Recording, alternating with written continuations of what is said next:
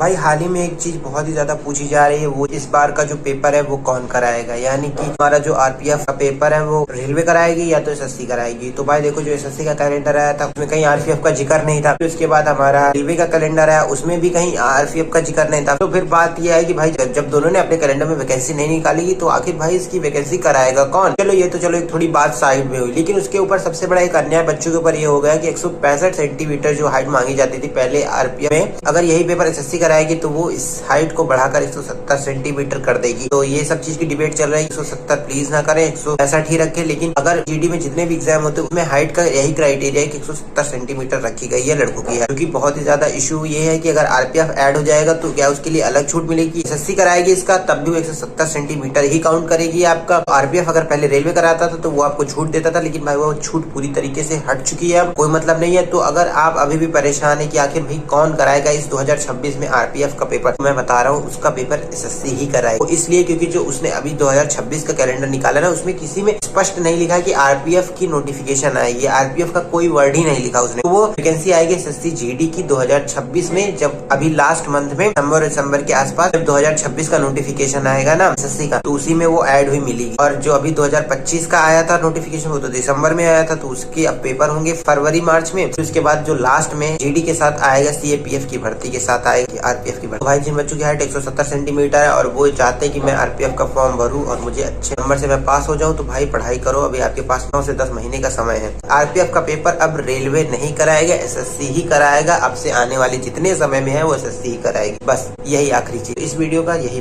Point था जो आपको शायद क्लियर हो गया होगा।